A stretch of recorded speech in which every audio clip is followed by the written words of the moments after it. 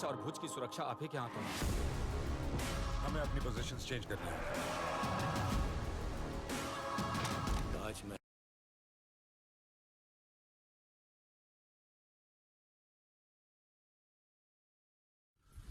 I hope you like the tea. The tea is fantastic. Thank you. अस्सलामुअलैकुम दोस्तों, मेरा नाम है असीब शफकत और आप देख रहे हैं हंसी टीवी।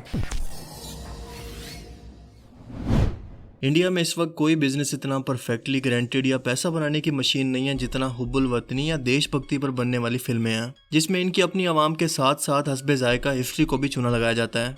और ऐसा क्यों होता है, इसकी वजह बहुत ही सिंपल है कि यहाँ पर नफरत बिकती है मीडिया और पॉलिटिक्स के जरिए, और फिर खुद को देशभक्त साबित करने के लिए यहाँ पर पाकिस्तान को गाली देना या इसके खिलाफ नफरत अंगेज बयान देना पहला टेस्ट होता है। और ऑनेस्टली इंडियन पॉलिटिक्स इस वक्त इसी नफरत को बेचकर चल रही है। इसी नफरत पर भारतीय आवाम से वोट लिया जाता है मुसलमानों के खिलाफ नफरत या पाकिस्तान को सबक सिखाने के नाम पर।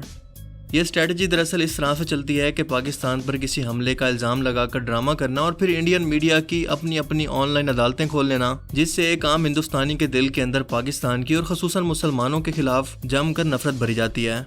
और फिर यही चीज़ें हिस्टोरिकली फिल्म्स के अंदर इंडियन मीडिया दिखा कर इसको अच्छी तरह से अपनी आवाम से कैच करता है। सच अ शेम।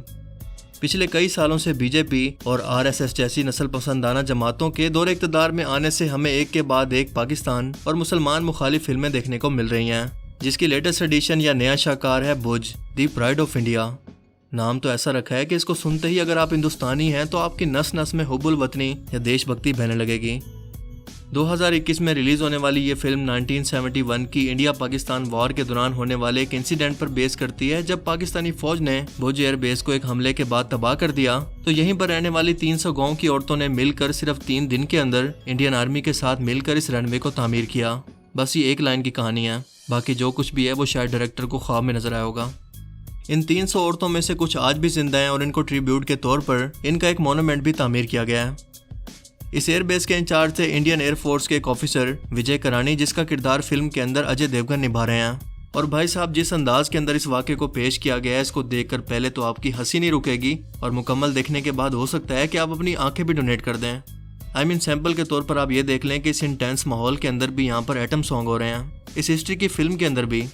अब मुझे नहीं पता 1971 के अंदर ये मुजरा किस जगह पर हो रहा था जिसकी वजह से पाकिस्तानी टैंक खौफ के मारे खुद ही तबाह हो गए थे। सो इस फिल्म को अकेले देखना खतरनाक हो सकता है and don't try this at home. और इस फिल्म को बनाने में कितनी मेहनत की गई है, कितना ओरिजिनल कंटेंट बनाया गया है, इसको ज़रा इसी से समझ लें कि फिल्म की ओपनिंग ही पर्ल हार्बर नाम की एक फिल्म के सीन को कॉपी करके तैयार की गई है। और इसका बैकग्राउंड म्यूजिक सुनकर तो मुझे डीजा वू जैसी फीलिंग्स आने लगी कि ऐसा तो मैंने पहले भी कहीं पर म्यूजिक सुना हुआ है, दया पता लगाओ कुछ तो गड़बड़ है। और भाई साहब, मैं बिल्कुल ठीक था, क्योंकि छानबीन पर मुझे पता चला कि ये म्यूजिक किसी हॉलीवुड फिल्म या किसी टीवी एड वगैरह से नहीं उठाया गया, बल्कि एक वीडियो गेम से लिया गया है। जस्ट इमेजिन, वीडियो गेम से। यकीन नहीं आता तो खुद देख लो।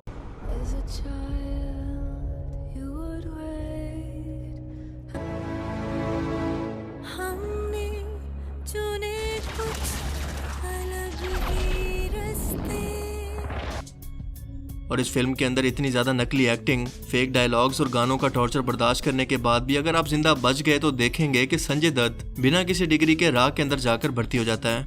नहीं, मैं यहाँ पर फिल्म के साथ एग्री करता हूँ। You know what I mean. मजीद संजय दत्त एक कुल्हाड़ी उठाकर सिर्फ 2-3 नहीं बल्कि 200-300 पाकिस्तानियों के दरमियान इनकी बंदूकों और इनके टैंक के सामने लड़ने के लिए पहुंच जाता है। मतलब इस फिल्म के अंदर ग्रेविटी, VFX के साथ साथ कॉमन सेंस भी मिसिंग है, क्योंकि अगर ये कोई एक्शन फिल्म होती तो ये समझ में भी आता, लेकिन भाई साहब ये हिस्ट्री फिल्म है जिसके अंदर अपनी मर्जी से कोई भी मसाला नहीं डाल सकते। कोई इनको समझाओ यार। फिल्म के ग्राफिक्स देखकर ऐसा लगता है जैसे आप कोई वीडियो गेम खेल रहे हो, और ऐसा होता भी है जब आप प्रोडक्ट को बेहतर बनाने की बजाय सारा पैसा इसकी मार्केटिंग और स्टार कास्ट पर खर्च कर दें बिना किसी राइटर को कोई एक भी पैसा दिए। ये लोग बहुत चालाक हैं और आपकी फीलिंग्स और इमोशंस को बेचकर पैसा कमाते हैं। मैं खास तौर पर अपने हिंदुस्तानी बहन भाइयों से बात कर रहा हूँ, जरा इस गेम को समझें। पाकिस्तान को गाली देना is equal to safe investment. Let me explain. इस वक्त इंडिया में नेशनलिज्म अपने हाइप पर है, तो पद्मावती, बाजीराव मस्तानी, रुस्तम और केसरी जैसी बेतुकी फिल्में बन भी रही हैं और पैसे भी कमा रही हैं। हालांकि ये सब झूठ और प्रोपेगेंडा पर बनी हैं, लेकिन किसी एक कौम या ख़ुसूसन हिंदुइज्म को बढ़ावा देती हैं, तो इसी की वजह से लोग सिनेमा घर का रुख भी करते हैं और पैसे भी खर्च करते हैं, जिससे अल्टीमेटली फ़ायदा किसको होता है? प्रोड्यूसर को या फिल्म मेकर को। सिंपल। ये फिल्में एक तरफ तो इंडिया के लोगों की सोई हुई देशभक्ति को जगा देती हैं तो दूसरी तरफ प्रोपेगेंडा करके खूब पैसा भी कमा लेती हैं। हाँ, तो जैसा मैंने कहा कि इंडिया के अंदर देशभक्ति इज इक्वल टू पाकिस्तान को गाली देना या मुसलमानों की तजलील, तो एक दुकानदार अपनी दुकान के अंदर वही चीज बेचेगा ना जो कि कस्टमर की डिमांड होगी। आई थिंक समझने वाले समझ गए होंगे। वरना 1971 की लड़ाई के इंटेंस माहौल के अंदर कौन सी जगह पर आइटम सॉन्ग होते हैं मुझे भी जानना है। और ये भुज एयर बेस पर वो रनवे बनाने वाली कुछ औरतों की तस्वीर है, इनको देखकर अब इनका रोल निभाने वाली इस औरतों पर गौर करें।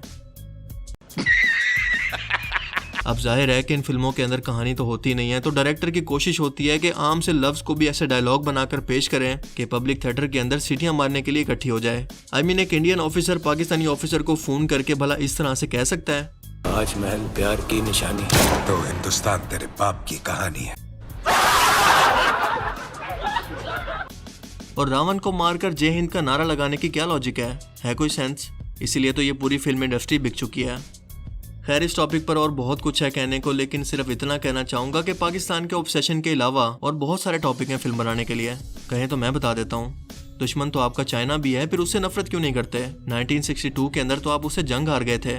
और अभी हाल ही में लद्दाख के अंदर आपकी आर्मी ने 38,000 स्क्वायर किलोमीटर का एरिया, जहां पर फरहान और राजू रेंचो को ढूंढने के लिए गए थे, अभी चाइनीज आर्मी के हवाले किया है। आपके मुल्क के अंदर गुर्बत का लेवल आखिरी हदों पर है, किसान खुदकुशियां कर रहे हैं, कोरोना से लाखों लोग मर रहे हैं, करप्शन इंतहा पर है, लोगों के पास टॉयलेट नहीं है, सेक्सुअल हरासमेंट और तोहम परस्ती से आपका मुल्क भरा पड़ा है, लेकिन आपके पास इन सब चीजों को दिखाने का टाइम भला कहाँ होगा, क्योंकि इनको तो कैश ही नहीं किया जा सकता जो आपको प्रॉफिट कमा कर दे।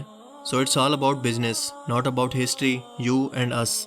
इन सब मसलों पर तवज्जो देकर भी देशभक्ति दिखाई जा सकती है, तो क्या इसके लिए भी पाकिस्तान को इल्जाम दोगे? लेकिन वो तो जरा मुश्किल काम है ना, क्योंकि आजकल तो वहाँ पर सेलिब्रिटीज भी वो बन रहे हैं जो कि पाकिस्तान को गाली दें। इन लोगों को कहें अपनी फॉलोइंग का इस्तेमाल करते हुए अपने शहर को साफ करें, लोगों को तालीम और शऊर देकर इनकी मदद करें, जिसकी इस वक्त इंडिया के अंदर सबसे ज्यादा जरूरत है। सो जब तक ये नफरत बिक रही है, ये फिल्म्स का धंधा भी चलता रहेगा, लेकिन याद रखें कि नफरत और जंग दोनों तरफ से तबाही लाती है।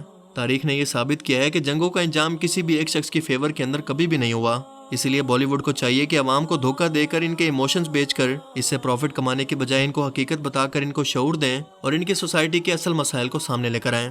मुनाफकत बिल्कुल ना करें, क्योंकि आपके मुल्क के अंदर इस वक्त भी सुई से लेकर जहाज तक जो चाइनीज प्रोडक्ट्स इस्तेमाल हो रही हैं, सबसे पहले उनका बाइकआउट करें। हो सकता है कि जिस फोन पर आप ये वीडियो देख रहे हैं वो भी चाइनीज हो। और बात करते हैं देशभक्ति की। बाकी आप इस बारे में क्या सोचते हैं, अपनी कीमती राय का इजहार कमेंट सेक्शन में जरूर करें। मुझे उम्मीद है कि आज की इस वीडियो से आपको बहुत कुछ नया जानने को मिला होगा और ये वीडियो आपको पसंद आया होगा। अगर ये वीडियो आपको अच्छा लगा तो इसे लाइक कीजिए, और अब मैं मिलूंगा आपसे एक ऐसी ही नई इंटरेस्टिंग वीडियो में। तब तक के लिए अपना बहुत सा ख्याल रखिएगा। Thanks for watching this video. अल्लाह हाफिज़।